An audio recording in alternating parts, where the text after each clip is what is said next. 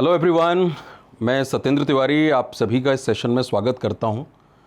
हम इधर लगातार करियर वेल के अपने स्टूडेंट्स की सक्सेस स्टोरीज़ आपके साथ शेयर कर रहे हैं, क्योंकि ये स्टूडेंट्स आपके ही बीच से उठकर आए हैं और इनकी सफलता आपके लिए डेफिनेटली बहुत इंस्पायरिंग होने वाली है। तो आज इस कड़ी में हम मिलने वाले हैं एक ऐसे स्टूडेंट से जिन्होंने 21 साल की उम्र में 5 सरकारी नौकरियां क्लियर की हैं, और ये अपने आप में बहुत बड़ी उपलब्धि है। ख़ास तौर पे ऐसे समय में जब ज़्यादातर स्टूडेंट्स फ्रस्ट्रेट होते हैं इस बात को लेकर के कि शायद पता नहीं कब नौकरी लगने वाली है, या वो एक अदद नौकरी के लिए बहुत परेशान होते हैं कि काश मेरी एक नौकरी लग जाए। लेकिन अगर आप सही डायरेक्शन में और सही अप्रोच से प्रिपरेशन करते हैं तो ये उपलब्धि आप पा सकते हैं। तो आज हम मुलाकात करने वाले हैं शिवम से, और शिवम अपनी जर्नी खुद आपके साथ शेयर करेंगे, जिससे आपको पता लगेगा कि भाई किस तरह का अप्रोच उन्होंने लिया इस सफलता को अर्जित करने के लिए, क्योंकि अपने आप में बहुत बड़ी उपलब्धि है 21 साल की उम्र में 5 सरकारी नौकरियां क्लियर करना। मुझे ये लग गया कि नहीं, जॉब के पीछे भागने से कुछ नहीं होने वाला। 12th में मेरे 80% आए, that was also average marks. Pressurise situation में आपकी परफॉर्मेंस उतनी अच्छी नहीं हो पाती। रिटन एग्जाम में प्रेशर क्रिएट हो जाता था, वो प्रेशर क्रिएटिंग प्रॉब्लम होती थी। There are couple of students जिन्हें लगता है कि अगर वो बैंकिंग की प्रिपरेशन कर रहे हैं तो एसएससी नहीं करनी चाहिए। And then I scored 161 marks. कि भाई हर पैराग्राफ की थीम आपके दिमाग में रहे। सो शिवम, आपका स्वागत करते हैं हम, और इस इंटरव्यू की शुरुआत करते हैं। शुरुआत में करना चाहूँगा आपके स्कूलिंग के दिनों से। आप अपने फॉर्मल इंट्रोडक्शन के साथ शुरू करके अपनी स्कूलिंग की जर्नी हमें बताइए। मैंने 10th एंड 12th दोनों यूपी बोर्ड से किया, एंड मैंने 10th कानपुर से ही किया था, जहाँ से मैं बिलोंग करता हूँ। एंड मेरे तब 84% मार्क्स आए थे, दैट वाज एवरेज। एंड फिर 12th मैंने एस्पायर किया, एंड देन 12th भी यूपी बोर्ड से था। 12th में मेरे 80% आए, that was also average marks.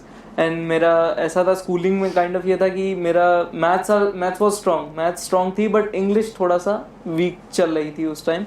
And जब मैंने आगे करना चाहा तो उन्होंने बोला कि मेरे घर पेरेंट्स ने बोला, जब ग्रेजुएशन की बात आई तो पेरेंट्स ने बोला, मैंने बोला बीएससी, तो उन्होंने बोला बीएससी थोड़ा सा डिफ़िकल्ट हो जाएगा तुम्हारे लिए। तो मैंने कहा अच्छा ठीक है। तो उन्होंने बोला बीए के लिए, बीए एस्पायर करने के लिए बोला। मैंने कहा ठीक है, मैं बीए ज्वाइन करता हूँ। उन्होंने बोला कि बीए के साथ साथ आप कोचिंग कॉम्पिटिटिव एग्जाम्स की ज्वाइन कर सकते हो। तो मैंने कहा ठीक है, मैं उसमें देखता हूँ, अगर मुझे इंटरेस्ट आता है देन मैं उसको ज्वाइन कर लूँगा। ओके, सो स्कूलिंग में मतलब आपकी परफॉर्मेंस किस तरह की थी? कैसी थी 10th की जर्नी, 12th की जर्नी? 10th वाज लाइक, मैं एवरेज स्टूडेंट था वहाँ पे। मैं डेली क्लास वगैरह अटेंड करता था, बट काइंड ऑफ थोड़ा सा था, फोकस मेरा अच्छा था। बट वो क्या होता था, जब एग्जाम राइट होता था तो वो थोड़ा सा रिटन एग्जाम में प्रेशर क्रिएट हो जाता था, वो प्रेशर क्रिएटिंग प्रॉब्लम होती थी। एंड देन जब मैं 12th में भी गया तो वो थोड़ी सी बनी हुई थी वो चीज़, वो 12th में प्रेशर क्रिएटिंग थिंग्स थी। तो इस वजह से भी पेरेंट्स को लगा होगा कि नहीं, प्रेशर उतना, मतलब वैसे तो आप फोकस्ड थे, लेकिन प्रेशर में परफॉर्मेंस थोड़ी सी गड़बड़ हो जाती थी। थोड़ा सा गड़बड़ हो जाती थी, उस वजह से मैं मार्क्स थोड़ा सा कम हो जाते थे। तो एवरेज स्टूडेंट था, just because of that parents को लगा होगा कि नहीं उतना बेटर कर पाएगा। तो मैं बीए में मैंने एस्पायर किया। ओके, बीए में आपने एडमिशन ले लिया एंड साथ में कॉम्पिटिटिव एग्जाम की कोचिंग स्टार्ट कर दी। ओके, सो शिवम, आपको कब लगा सरकारी नौकरी की तैयारी आपको करनी चाहिए, और क्या मोटिवेशन था उसके पीछे? क्या आपको बताया गया था कि क्यों सरकारी नौकरी की प्रिपरेशन के लिए जाना चाहिए? एक्चुअली मैंने जब 12th कंप्लीट किया तो मेरी फैमिली की इकोनॉमिक कंडीशन उतनी अच्छी नहीं थी। एक्चुअली मेरे फादर 2005 में नहीं रहे थे। एंड आफ्टरवर्ड्स मेरे चाचा ने मुझे अपब्रिंग किया, मम्मी थी एंड चाचा ने मुझे अपब्रिंग किया, एंड उस टाइम दादी भी थी मेरी। तो चाचा ने जब मुझे किया, एंड चाचा ने इस तरीके से किया कि जस्ट बिकॉज ऑफ मी उन्होंने मैरिज नहीं की। ओह, ये बहुत बड़ी बात है कि मतलब आपकी परवरिश पे ध्यान देने के लिए उन्होंने अपनी शादी नहीं की। चाचा जी का नाम क्या है? जी, अनिल खरे। अनिल खरे जी, आपको बहुत बहुत नमन, बिकॉज आज के समय में ऐसा देखना बहुत मुश्किल है। और मुझे लगता है कि शायद आपके चाचा जी ने जो किया उस चीज़ ने आपको एक ट्रिगर किया कि भाई मुझे मेहनत करनी चाहिए, परिश्रम करना चाहिए, अपना 100% देना चाहिए। क्या मैं सही हूँ इस आकलन में? एब्सोल्युटली सर, उन्होंने मुझे मोटिवेट किया, एंड उनकी इस चीज़ ने मुझे बहुत ज़्यादा मोटिवेट किया कि कोई पर्सन इतना सेक्रीफाइस कर सकता है। जिस टाइम मैं देखता था कि लोग एक साथ नहीं दे रहे दूसरे बंदे को, मैं फैमिलीज को देखता रहा, बट मेरे चाचा ने मेरे लिए बहुत बड़ा सेक्रीफाइस किया। उसने मुझे एक मोटिवेशन दिया कि नहीं, मैं एट दैट टाइम मैं डिटरमाइन हुआ कि नहीं मुझे अब ये करना है। और दूसरी चीज़ ये थी कि मेरी फैमिली में कोई भी गवर्नमेंट जॉब में नहीं था, गवर्नमेंट जॉब में नहीं था, स्टेबिलिटी, थोड़ी सी स्टेबिलिटी की प्रॉब्लम थी, इकोनॉमिक इशू था जैसे मैंने आपको बताया। तो ये सब रीज़न थे कि मुझे गवर्नमेंट जॉब में मैं गया, गवर्नमेंट जॉब में गया। एंड देन जब मैं गवर्नमेंट जॉब में स्टार्ट करने जा रहा था, बट मैंने कहा मैं ऐसे तो नहीं कर सकता गवर्नमेंट जॉब स्टार्ट में, प्रिपरेशन पहले मुझे जब तक इंटरेस्ट नहीं आएगा मैं प्रिपरेशन अच्छे से नहीं कर सकता। तो फिर देन मैंने उसके बारे में थोड़ा पढ़ा कि क्या चीज़ें हैं, क्या एस्पेक्ट्स हैं, क्या इसके आगे की फ्यूचर एस्पेक्ट्स इसमें क्या क्या मिलेंगे। बिल्कुल, मैं यहाँ पे एक पॉइंट और ऐड करना चाहूँगा, क्योंकि अगर हम मिडिल क्लास की बात करें तो सबसे पहला जो सवाल मन में आता है वो यही आता है कि सरकारी नौकरी के बाद आपको स्टेबिलिटी मिलेगी और सिक्योरिटी मिलेगी।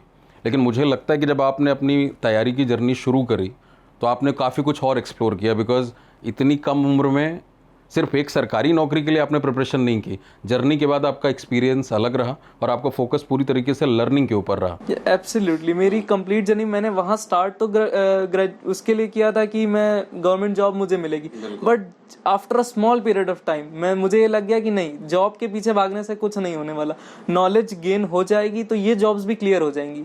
क्योंकि जो मैंने अभी तक एजुकेशन ली थी, मुझे पता था कि एजुकेशन ले रहे हैं, एग्जाम क्लियर कर रहे हैं, वो ठीक है, बट एक एक्सप्लोर करना अपने आप को एक अलग चीज़ थी। पर्सनैलिटी को इम्प्रूव करना, इम्प्रूव अगर नहीं करेंगे तो आप आगे कितना भी अच्छी जॉब ले लें बट आप सेटल नहीं हो पाएंगे वहाँ पे।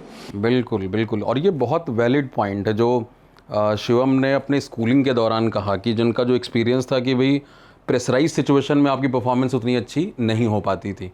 And if we talk about any competitive examination, यहाँ पे वही टेस्टिंग होने वाली है that how do you perform in a pressurised situation, because हमेशा टाइम कम होता है, क्वेश्चंस ज़्यादा होते हैं। तो ये अप्रोच का पूरा फ़र्क है और आई थिंक आपने वो अच्छे तरीके से एक्सप्लोर किया, जो शायद बहुत सारे एस्पायरेंट को बड़ा लंबा समय लग जाता है। वो स्कूल की एजुकेशन जो उनकी नॉर्मल एकेडमिक्स है और कॉम्पिटिटिव एग्ज़ाम की प्रिपरेशन के अप्रोच का जो फ़र्क है, जो डिफरेंस है, वो समझ नहीं पाते, साल उनके ज़्यादा ख़राब होते हैं उस चक्कर में। तो ये अच्छी बात है कि आपने बहुत जल्दी उसको एक्सप्लोर किया। जी, मैंने मुझे लगा कि नहीं, एजुकेशन चल रही है वो ठीक है, एक एकेडमिक मेरे ग्रेजुएशन चल रहा था, मैंने कहा एकेडमिक ग्रेजुएशन चल रहा है दैट्स ओके, बट मुझे मेरी पर्सनालिटी को इम्प्रूव करना है। देन मुझे लगा कि मेरी थोड़ी सी वीकनेस, जैसे मैंने आपको पहले बताई, इंग्लिश थी। मुझे लगा था कि इंग्लिश आगे बहुत काम आएगी, मुझे उसी टाइम समझ में आया था।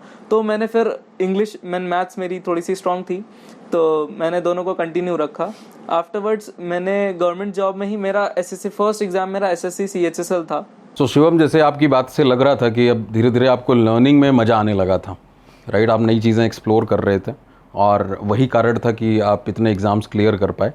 तो मैं जानना चाहूँगा कि कौन कौन से एग्ज़ाम्स आपने क्लियर किए, क्या उनकी टाइमलाइन थी, जर्नी के बारे में थोड़ा सा बताइए। सर, मैंने फर्स्ट टाइम एसएससी सीएचएसएल जब दिया था तो वो 2019 में जुलाई में दिया था, tier 1, and then I scored 161 marks. Okay. उसके बाद मैंने उसका टियर 2 दिया, सितंबर में टियर 2 था, तो मैंने टियर 2 एसए वगैरह जो होता है उसका मैंने एग्ज़ाम प्रिपेयर किया। मैंने खुद सेल्फ स्टडी की, थोड़ा पढ़ता गया, बुक्स पढ़ी, एंड कि कुछ अगर एसए के हिंट मिले, कुछ लेटर वगैरह की फॉर्मेशन एकदम करेक्ट होनी चाहिए, तो मैंने उस सब के बारे में पढ़ा। एंड देन मुझे लगा कि यहाँ टियर 2 हो गया, एंड देन उसकी टाइपिंग बची थी, बट मैंने कहा कि अब एक एग्जाम एसएससी सीएचएसएल सिर्फ नहीं है, बहुत सारे एग्जाम्स है, तो उसके लिए एक्सप्लोर करना चाहिए। तभी मेरे फ्रेंड ने मुझे मतलब कैरियरवेल के बारे में बताया, एंड देन मैं कैरियरवेल पे गया, मैंने थोड़ा सर्च वगैरह किया। देन मुझे सबसे पहला कोर्स मैंने आपका ही खरीदा, इंग्लिश स्पेशल बैच जब मैंने खरीदा, तो जब स्टार्ट किया बैच मैंने, मुझे फर्स्ट डे से ही लगने लगा कि कुछ बैच में ऐसा था फर्स्ट डे से ही जो हम लोग मिस करते आ रहे थे, अभी तक स्कूलिंग टाइम में मिस करते आ रहे थे, जस्ट लाइक फ्रेज वगैरह आपने बोला, तो उस चीज में हम लोग ने सीधा वर्ड के बाद सेंटेंस करते थे, वो फ्रेज वाला चीज थी वो मिस करते थे, रूल्स रटते वगैरह थे वो भी मिस करते थे। तो ये सब चीजें मैंने बहुत अच्छे से उसमें सीखी। उसके बाद मैंने वोकैब भी आपका लिया कि मेरी वोकैब थोड़ा सा वीक थी, तो मैंने वोकैब भी लिया। एंड देन वोकैब में जब ये चीज समझ में आई कि नहीं, सिनोनिम एंटोनिम्स वगैरह रट के नहीं होते, वो चीज समझनी पड़ेगी, समझ के, और मुझे बहुत अच्छे से रूट वर्ड्स वगैरह से बहुत अच्छे से समझ में आया, तो मुझे लगा कि नहीं, अब कुछ लर्न कर रहा हूँ मैं। नॉलेज गेन हो रही है। एंड देन उसके बाद टेक्निकल एस्पेक्ट आप वोकेबलरी सीखी आपने। Yes absolutely. तो उसके बाद मैंने कंप्लीट किया, मेरा वो CHSL कंप्लीट हुआ। फिर मैं पढ़ता चला गया कंटिन्यूसली, क्योंकि कोई एग्जाम उस टाइम थे नहीं। एंड देन सडनली कोविड आ गया। एंड तब भी मेरी प्रिपरेशन जारी थी, ऐसा नहीं था कि मैं रुक गया था। मैं कोर्सेज बाय कर रहा था एंड पढ़ता जाता। गगन सर का भी बीच में मैंने मैथ्स का लिया थोड़ा, और मेरी मैथ्स अच्छी थी तो मैंने कहा और अच्छे से पढ़ता हूँ चीज़ें, कॉम्पिटिटिव लेवल की अपने आप को बनाता हूँ, कॉम्पिटिटिव लेवल पे बनाता हूँ, बिल्डअप करता हूँ। तो मैंने वो कोर्स भी लिया, मैंने उसको पढ़ा। एंड आफ्टर लॉकडाउन मेरा पहला एग्जाम अगेन CHSL था। अगेन CHSL जब आया तो मैंने वो भी दिया, वो भी क्लियर हुआ। वो क्लियर होते ही यानी 2 CHSL अभी तक क्लियर हो गए 2 आपके? CHSL क्लियर हो चुके थे। और अभी आप अपने ग्रेजुएशन के सेकेंड ईयर में थे? सेकेंड ईयर में था। ओके। तो उसके बाद मैंने ये चीज़ कंप्लीट की। तभी मुझे बैंकिंग, मैंने जब लॉकडाउन था तो मुझे ये चीज़ लगी कि मैं पढ़ तो रहा हूँ, बट ये चीज़ आ रही थी कि कुछ और किया जाए, कुछ और पढ़ा जाए, कुछ नया पढ़ा जाए। SSC की तरफ बढ़ रहा था बट कुछ और नया पढ़ा जाए। तब मैंने बैंकिंग के बारे में चीज़ें देखी, बैंकिंग के बारे में पता किया। तो फिर मैंने बैंकिंग स्पेशल, मैंने कहा थोड़ा सा और अच्छी चीज़ है ये, थोड़ा और एक्सप्लोर किया जाएगा इस फील्ड में। मैंने फिर आपका बैंकिंग स्पेशल लिया और एक टेस्ट सीरीज़ वगैरह ली, और चैनल्स की उसमें मैंने टेस्ट सीरीज़ वगैरह लगाई। फिर मुझे पता चला कि नहीं, ये फील्ड जो है ये थोड़ा सा और एक्सप्लोर कर रही है आपकी, और पर्सनैलिटी को इम्प्रूव कर सकती है। ये चीज़ें आपकी एजुकेशन नॉलेज सबको इम्प्रूव कर रही है। बिल्कुल। फिर मैंने उसमें आगे पढ़ा, मैंने इंग्लिश स्पेशल पढ़ा। एंड देन सडनली मैंने एक बैच लिया सर का, तो मैंने DI वगैरह पढ़ी। मैं ई बुक्स कंटिन्यूसली लगाता था, क्योंकि बैंकिंग का जो लेवल है वो SSC से एक लेवल अप आ जाता है और आप और एक्सप्लोर करते हैं। नहीं तो ये मतलब ये सजेशन आई थिंक सभी एस्पायरेंट्स के लिए है। और मैं बार बार अपनी क्लासेस में भी बोलता हूँ कि अपने पोर्टफोलियो को हमेशा ही डाइवर्सिफाइड रखिए। एप्टीट्यूड वही है, वही आपको वर्बल एबिलिटी मतलब इंग्लिश, क्वांटिटिव एबिलिटी, रीजनिंग, वही चीज़ें हर एग्ज़ाम में पूछी जा रही हैं। बस थोड़ा अप्रोच अलग हो जाता है, पूछने का लेवल अलग हो जाता है। बिल्कुल। तो मुझे कहा कि मेरे फ्रेंड्स ने भी कहा कि तुम SSC में चल तो रहे हो, ठीक है, SSC CHSL पीछे लाइंड अप हो चुका है, आगे भी लाइंड अप है, तुम क्यों चेंज करो। मैंने कहा जस्ट फॉर ब्रेनस्टॉर्मिंग, थोड़ा सा ब्रेन बूस्ट होगा, अच्छा रहेगा ये। तो मैंने वहाँ से प्रिपरेशन स्टार्ट की बैंकिंग की भी, और नए नए एस्पेक्ट्स इंग्लिश में खुल के आए कि WPM क्या होता है। जैसा आपने की बताया था, वर्ड पर मिनट पढ़ने मेरी स्पीड बढ़ी। मैंने चीज होते देखा कि न्यूज़पेपर जो मैं पहले पढ़ रहा, 3 दिन मेरा न्यूज़पेपर चल रहा है, वो अब एक दिन में खत्म हो रहा था। वो एक दिन में जब खत्म हो रहा था तो मुझे लगा कि नहीं, इंप्रूवमेंट दिख रहा है मुझे।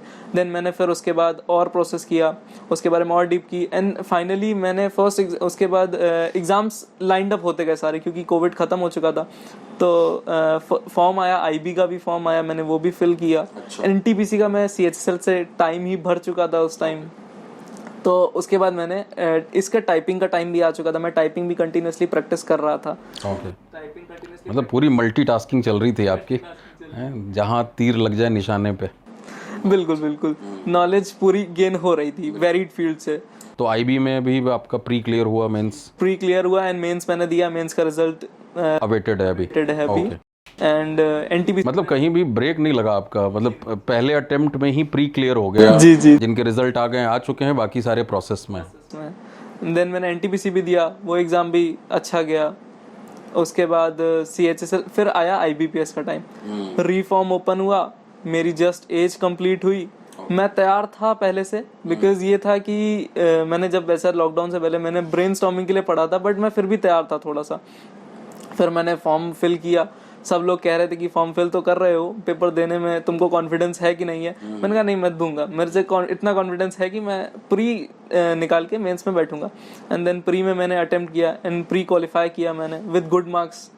उसके बाद मैं मेंस पे आया। मेंस मैंने दिया। मेंस एक्चुअली 3 आवर्स का होता है, वो थोड़ा सा हेक्टिक था, क्योंकि CGL में मैं जिस चीज की तैयारी कर रहा था, SSC CHSL CGL में, उसमें फर्स्ट 1 आवर का था एंड सेकंड सिर्फ 2 आवर्स के डिवाइडेड थे।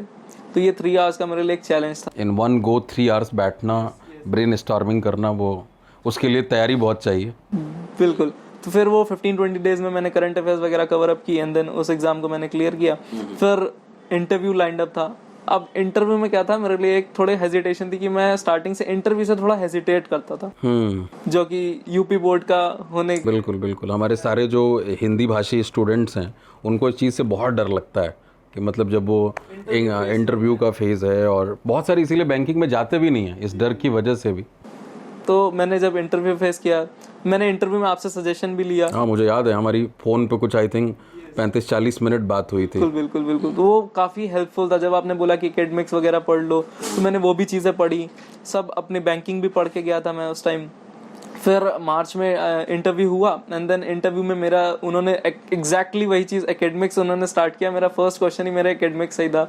तो मैंने इसीलिए आपको सजेस्ट किया था क्योंकि आप बिल्कुल फ्रेशर थे।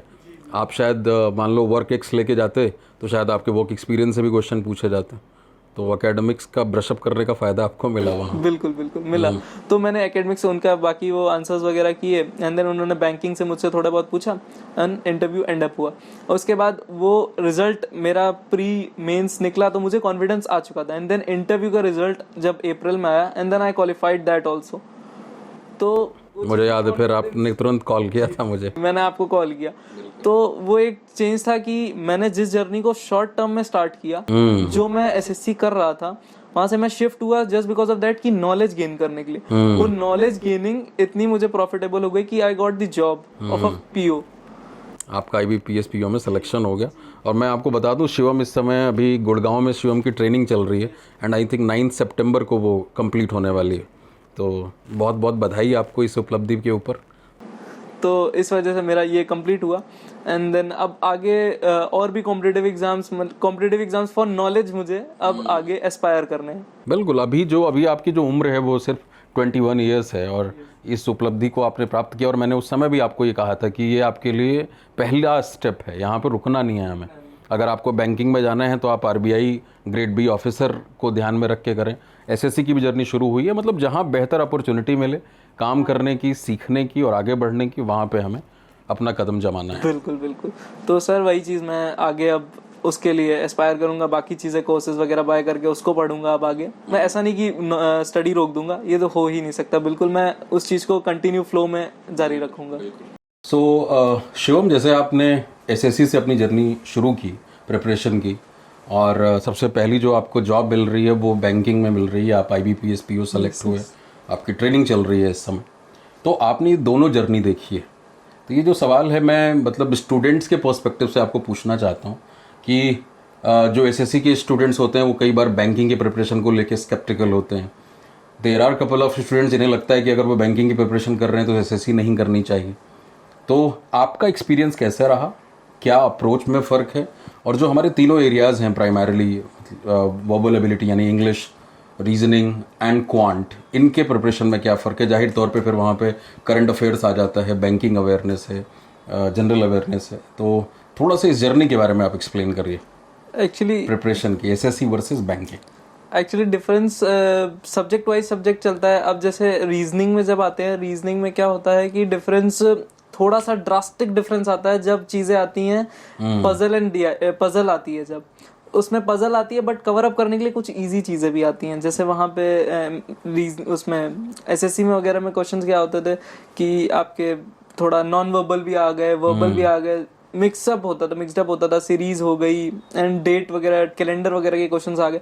यहाँ पे क्या होता था, यहाँ पे चीज आएगी, पजल आ गई। पजल एक मेजर पोर्शन कवर करता था वो, चाहे प्री में हो चाहे मेंस में हो। आपकी रीडिंग प्रोग्रेस बहुत अच्छी होनी चाहिए, रीडिंग पावर को टेस्ट करता है जी। और मैंने वो रीडिंग प्रोग्रेस आपके बैच से ही मैंने सीखा कि वो रीडिंग, वो जो इंग्लिश में थी कॉम्प्रहेंशन पढ़ने के लिए, वो चीज़ वही थी। एंड उसने मुझे जल्दी माइंड को अपने फास्ट कराया, प्रोसेसिंग फास्ट हुई कि नहीं, इस चीज़ को जल्दी सम अप करो और क्वेश्चन को सॉल्व करो। तो वो चीज़ मुझे हेल्प की। मैंने प्रैक्टिस में कंटिन्यूसली कर ही रहा था। फिर डिफरेंस वहाँ आया, रीजनिंग में ये आ गया। मैथ्स में मेन डिफरेंस मेंस में आता है जब DI आ जाती है, बिकॉज यहाँ DI आएगी, सिंगल DI, डबल DI, कभी रेयर केसेस में ट्रिपल DI वगैरह आ जाती है। और जब DI विद अर्थमेटिक आती है, सबसे ज्यादा प्रॉब्लम तब होती है, बिकॉज अगर अर्थमेटिक के कॉन्सेप्ट्स क्लियर नहीं है और तो फिर आप DI कर नहीं सकते। और अगर DI के concepts clear in the sense, अगर आपके कैलकुलेशन वगैरह थोड़ा सा भी वीक है, तो वो प्रॉब्लम ये आती थी कि आप सॉल्व नहीं कर पाओगे। आपको आता तो है अर्थमेटिक, बट सॉल्व नहीं कर पाओगे। बिल्कुल। और दूसरा एक बेनिफिट ये था कि यहाँ पे एडवांस मैथमेटिक्स नहीं आती है, सिर्फ अर्थमेटिक आती है। अर्थमेटिक में अगर आपको एक बार अर्थमेटिक आ गई, आपको DI में बहुत हेल्प मिल सकती थी उससे, तो वो भी एक बेनिफिट था। फिर अब जब इंग्लिश की बात आती थी तो इंग्लिश में ये था कि थोड़ा सा साइज का चेंज आ गया कि कॉम्प्रहेंशन वहाँ जो होता था 10 लाइन का अगर है तो यहाँ हो सकता है 20, 30, 35 लाइन तक का कॉम्प्रहेंशन हो। पूरा पढ़ने में आपको पेशेंस एक चीज होती है ना, पेशेंस, आप पढ़ रहे हो, कंक्लूड कर रहे हो पूरी चीजें, क्योंकि आपके पास दोबारा पढ़ने का टाइम है ही नहीं वहां पे।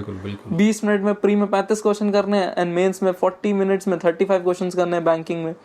तो वो एक चेंज था। तो उसको कवर अप करने के लिए आपको ये करना पड़ेगा कि आप अपनी रीडिंग हैबिट बढ़ाइए। जो चीज़ें आप बुक्स रीड कर रहे हैं, आप एक टारगेट बना सकते हैं कि हमने इतने टाइम में ये इतने पेजेस पढ़ लिए। फिर ये देखिए कि आपको उसमें समझ में कितना है। जैसा कि आप बताते हैं कि रीडिंग के लिए आपने बहुत हेल्प की कि इस तरीके से उसका नोट्स बनाइए, नोट्स वगैरह क्लियर करिए, उससे जल्दी क्लियर होगा। जो माइंड मैपिंग टेक्निक्स हैं कि भाई हर पैराग्राफ की थीम आपके दिमाग में रहे पढ़ने के साथ साथ। जी एग्जैक्टली वही चीज़। तो वो चीज़ें, उन चीज़ों ने बहुत हेल्प की मुझे पर्सनली, मुझे बहुत हेल्प की। और उसके बाद बात जब इंटरव्यू की आती है, बिकॉज एसएससी में तो इंटरव्यू है नहीं, बैंकिंग में इंटरव्यू है। तो बैंकिंग में क्या होता है ना, इंटरव्यू में एक सॉफ्ट स्किल्स जब होती हैं आपकी चाहिए होती, बहुत नीडेड होती है इसमें। बिल्कुल। पेशेंस, आपको कैसे बैठना है, कैसे चीज़ें करनी है, सब कुछ उसमें आपका सामने होते हैं एग्जामिनर्स। वो जो भी इंटरव्यू टेक करेंगे वो उनको पता है कि आप किस बैकग्राउंड से बिलोंग कर रहे हो, उनको सब कुछ पता है, वो तुरंत आपको पहचान लेंगे। तो उसने भी, मेरा एक्चुअली हेजिटेशन था थोड़ा, वो मैंने आपके उससे सीखा, लाइफ लेसन्स वगैरह, जैसे आप कॉम्प्रहेंशन वगैरह में पढ़ाई के साथ कॉम्प्रहेंशन बैचेस में तो ज्यादा ज्ञान होता है। यस एंड बैंकिंग स्पेशल में भी बहुत अच्छा था। बैंकिंग स्पेशल में भी वो चीज़ आई कि लाइफ के बारे में थोड़ा पता चला, चीज़ें मतलब क्योंकि मतलब यहाँ पे मैं ऐड करना चाहूँगा ये बैंकिंग वाले बहुत सारे स्टूडेंट्स की दिक्कत है कि वो बेचारे प्री क्लियर कर लेते हैं, मेंस क्लियर कर लेते हैं, लेकिन जो तीसरा स्टेज है इंटरव्यू का, और अगर आप SBI PO की बात करो तो वहाँ GD भी आ जाती है, वहाँ जाके बैरियर आ जाता है, रुक जाते हैं बच्चा, और फिर उसका वो जो पीछे के 8-9 महीने की 1 साल की मेहनत होती है ना, वो ख़राब होती है। दैट इज़ वाई अपने बैंकिंग स्पेशल बैच में ये मैं बार बार बोलता हूँ कि आप इन चीज़ों की प्रैक्टिस ज़रूर करें, because that is the third stage of selection process. If you are not good in communication skills, not good in interpersonal skills, या कंटेंट कैसे क्रिएट करना है वो नहीं पता होता, जैसे हमने कंटेंट क्रिएशन मेथड्स भी डिस्कस की थी कि इन अ प्रेशराइज सिचुएशन जो अलग अलग मेथड्स हैं कि आपको एक टॉपिक दिया जाए आप कैसे सोचोगे, तो ये बहुत ही इंपॉर्टेंट पॉइंट है। बिल्कुल, और अच्छी बात है कि आपने ध्यान दिया तभी।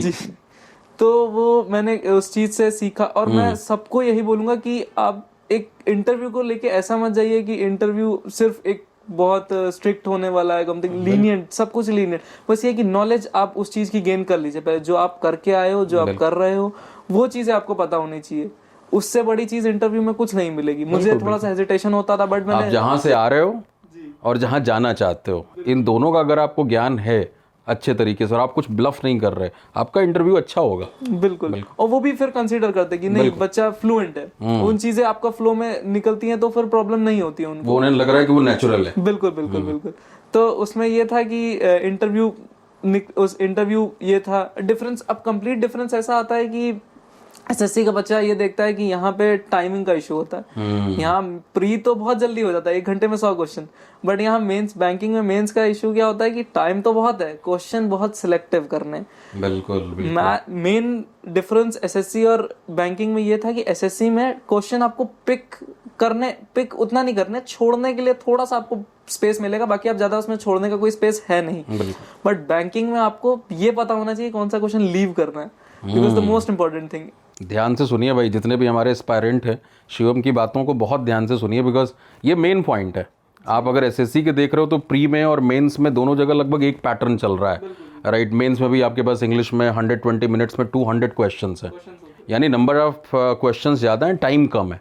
बट वहीं बैंकिंग के मेंस में कहानी बदल जाती है, यहाँ 35 क्वेश्चन के लिए 40 मिनट है, जबकि प्री में लगभग मोर और लेस सेम केस है। तो ये फ़र्क समझना बहुत ज़रूरी है जी। तो उसमें ये होता है कि आपने अगर चीज़ें कोर बेसिक से नहीं पढ़ी हैं तो प्रॉब्लम आती है कि वो ट्रिक वाली चीज़ अच्छी है, बट जब मेंस की बात बैंकिंग में आती है तो वो ट्रिक वाली फिर चीज़ भूलनी पड़ जाती है, क्योंकि आपको पता है आपको क्वेश्चन सेलेक्टिव करने हैं बहुत। Question selection is the most important thing in banking, क्योंकि अगर वो नहीं कर पाए तो ये समझिए फिर प्रॉब्लम होगी। आप एक पजल करने बैठे, आपसे नहीं हुई, और जज्बाती अगर हो गए आप पेपर में, ईगो पे नहीं लेना, मतलब मुझसे कैसे नहीं होगा, मुझसे कैसे नहीं होगा। मैं बार बार ये कहता हूँ कि कभी भी जज्बाती मत हो, कुछ ऐसा नहीं होने वाला कि राष्ट्रीय स्तर पे आपके नाम की घोषणा होगी कि नहीं ये वाला क्वेश्चन तो इन्हीं ने किया है।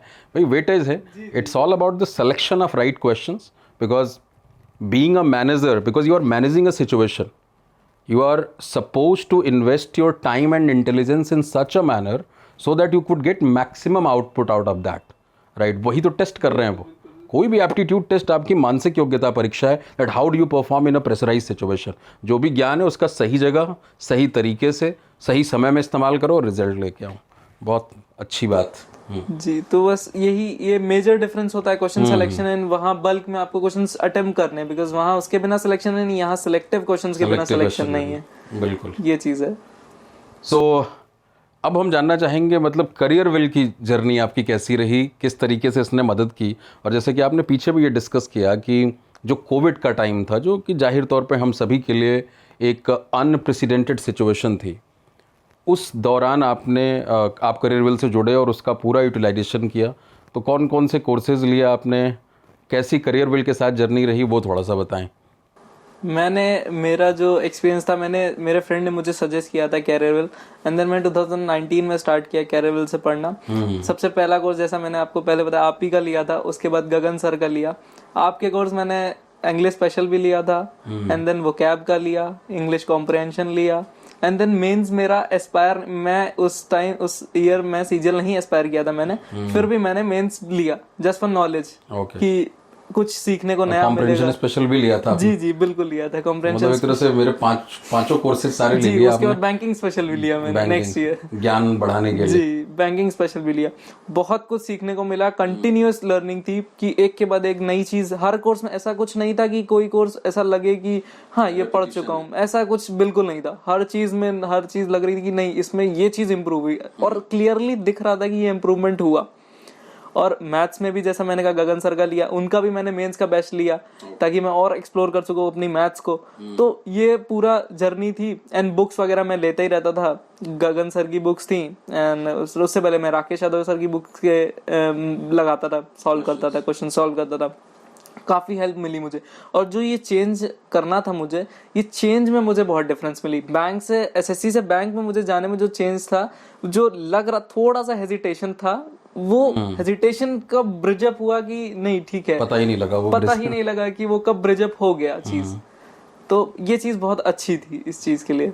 ओके, तो आपको लग रहा है कि मतलब करियर विल अपने विजन में सफल हो रहा है? एब्सोल्युटली सर, इतनी नॉमिनल फीस में, क्योंकि मैंने कानपुर में भी कोचिंग की, बट मुझे एग्जैक्ट डिफरेंस पता है क्योंकि मैंने पहले भी एक्सपीरियंस दूसरी कोचिंग में कर चुका था और मैंने यहाँ किया। तो बहुत अच्छा एक फेज रहा कि हाँ ये चीज मैंने पढ़ी, और कंटिन्यूअसली मैं, ऐसा नहीं कि मैं रुका, मैंने उसके बाद भी अपने सिलेक्शन के बाद भी मैं कोर्सेज बाय कर रहा हूँ। बिल्कुल जी, उसके बाद कोर्सेज बाय, अब आगे के लिए जो मैं प्रिपरेशन कर रहा हूँ उसके लिए कोर्सेज बाय कर रहा हूँ। बट मेरा मन था कैट का कोर्स लेने के लिए, बट वो जस्ट बिकॉज ऑफ एग्जाम मैं ले नहीं पाया।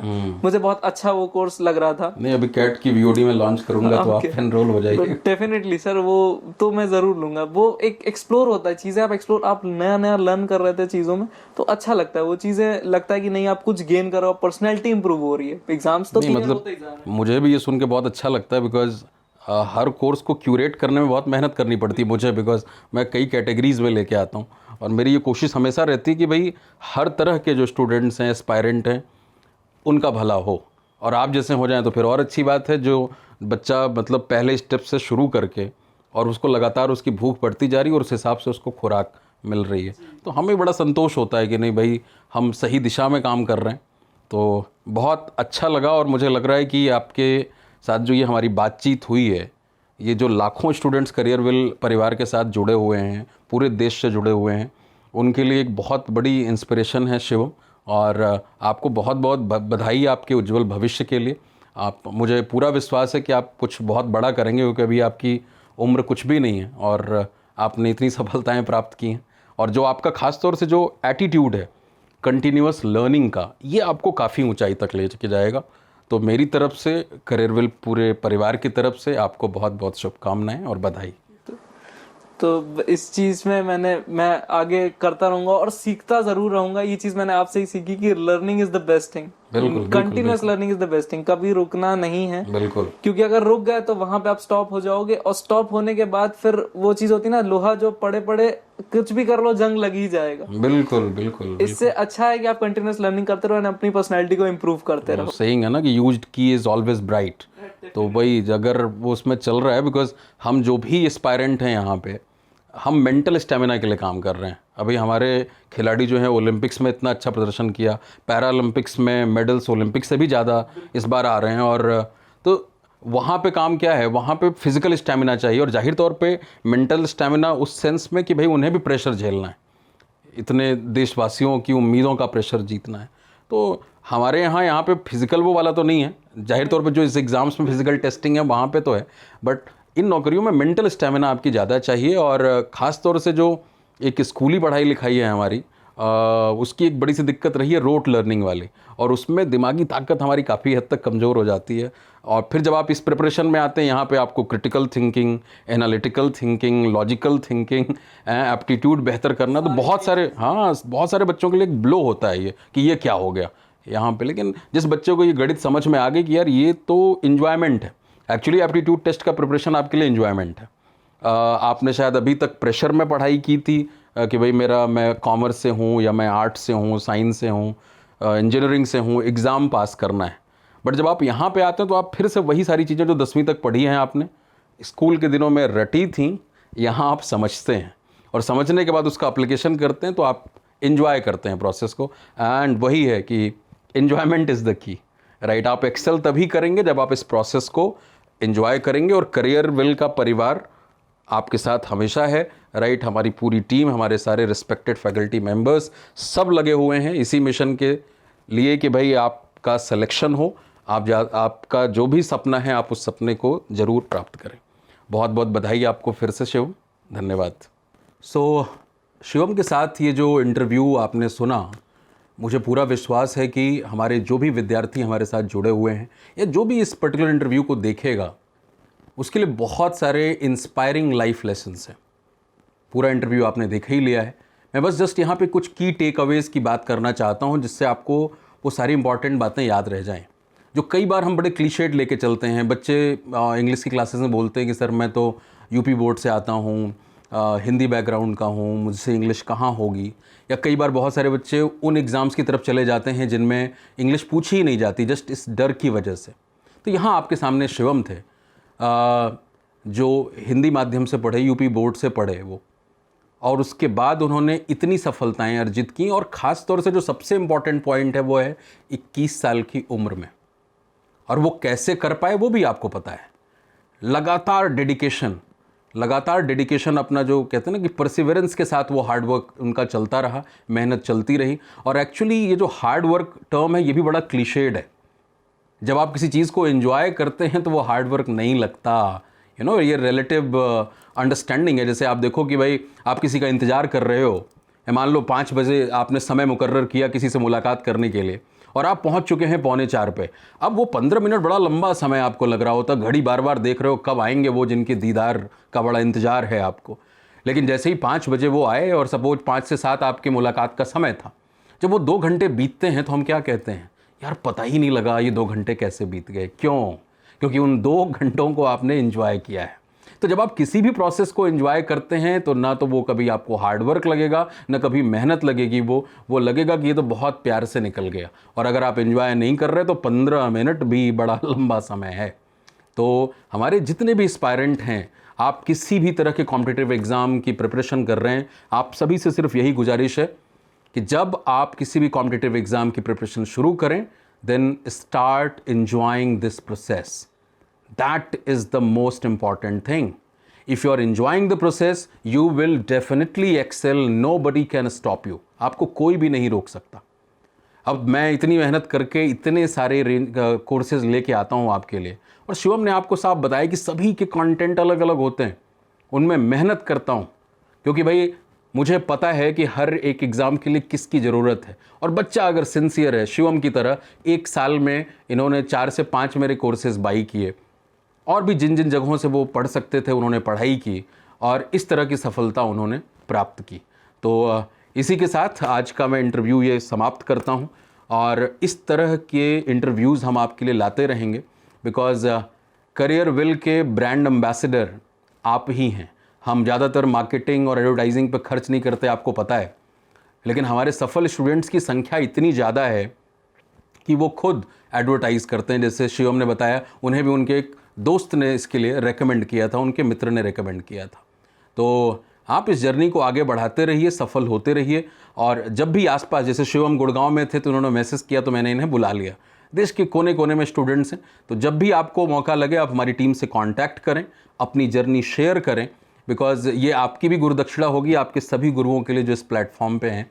और जाहिर तौर पे वो बाकी स्टूडेंट्स के लिए भी एक इंस्पिरेशन होगा कि उन्हीं के बीच का एक साथी जो है वो सफल हुआ है, तो वो भी सफल हो सकते हैं। बहुत बहुत धन्यवाद। Thank you very much for watching this video. Thank you.